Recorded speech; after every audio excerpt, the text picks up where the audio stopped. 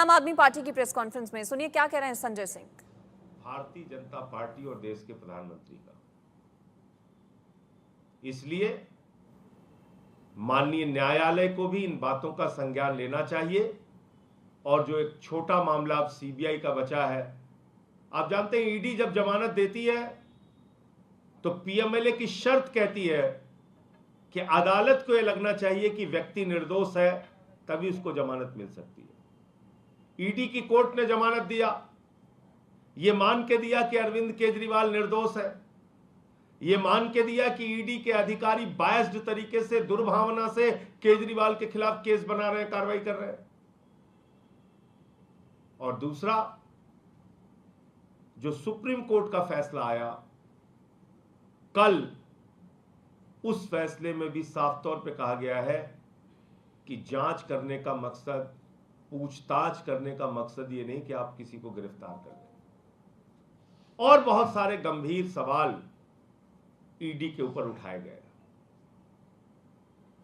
Larger bench से फैसला आएगा और मुझे पूरी उम्मीद है कि जिस तरह से पीएमएलए का और ईडी का दुरुपयोग सिर्फ और सिर्फ राजनीतिक विरोधियों को गिरफ्तार करने और प्रताड़ित करने के लिए किया जा रहा है, उस पर माननीय सर्वोच्च न्यायालय की जो बड़ी बेंच है, जो गठित होनी है, वो निश्चित रूप से रोक लगाएगी और कोई एक फैसला देगी।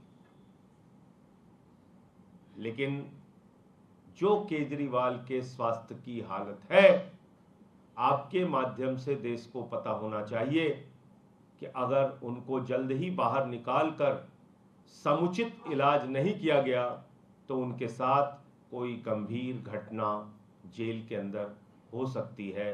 रात बिरात अगर इसी प्रकार से 5 बार शुगर डाउन हो चुका है तो रात बिरात उनके साथ कोई घटना हो सकती है। मैं फिर दोहराना चाहूँगा कि शुगर लेवल के मामले में अगर शुगर 50 से नीचे इस प्रकार जाता है तो कई बार सोते सोते व्यक्ति कोमा में जा सकता है।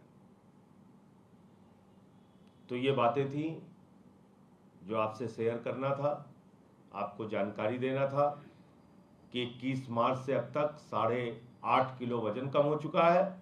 5 बार उनका रात में सोते वक्त वजन 50, शुगर लेवल 50 से नीचे जा चुका है। अब मुझे पूरी उम्मीद है कि सीबीआई मामले में भी जल्द ही राहत मिलेगी, अरविंद केजरीवाल जी बाहर आएंगे और जो कुछ भी बीजेपी के लोग या देश के प्रधानमंत्री हमारे साथ कर रहे हैं उसका जवाब हम लोग मिलकर देंगे। आज पंजाब के जालंधर वेस्ट का भी रिजल्ट आया है। लगभग 38,000 वोटों से हमारा कैंडिडेट महेंद्र भगत जी जो हैं वो वहां से चुनाव जीते हैं। आपको मालूम होगा कि पंजाब के मुख्यमंत्री ने, भगवंत मान जी ने दिन रात प्रचार करके अपने सारे मंत्रियों के साथ, विधायकों के साथ, कार्यकर्ताओं के साथ मेहनत करके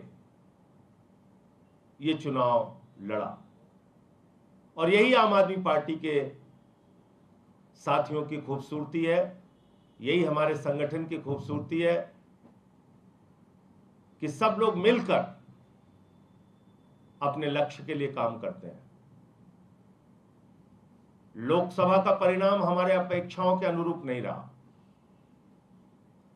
लेकिन विधानसभा के इस परिणाम ने, जालंधर वेस्ट के परिणाम ने यह साबित कर दिया कि राज्य सरकार के प्रति पंजाब के लोगों की पूरी आस्था है, राज्य सरकार के प्रति उनका विश्वास अटूट है। और यह परिणाम इस बात को दिखाता है। दूसरी, अगर इंडिया गठबंधन की बात करें पूरे देश में,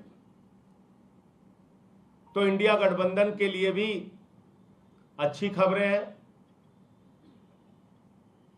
लगभग एक तरफा इंडिया गठबंधन इस उपचुनाव में जीत रहा है पूरे देश में।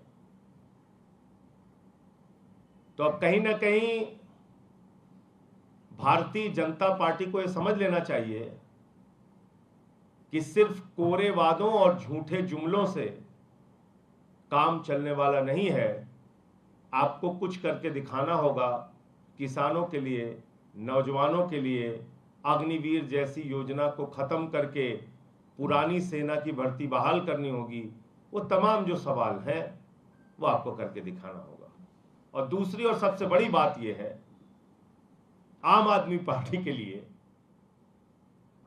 और हमारे कार्यकर्ताओं के लिए एक उत्साहजनक बात यह है कि आम आदमी पार्टी को एक वरदान मिला है, ईश्वर का वरदान। जो पार्टी को धोखा देगा उसकी राजनीति खत्म हो जाएगी। मैं नाम नहीं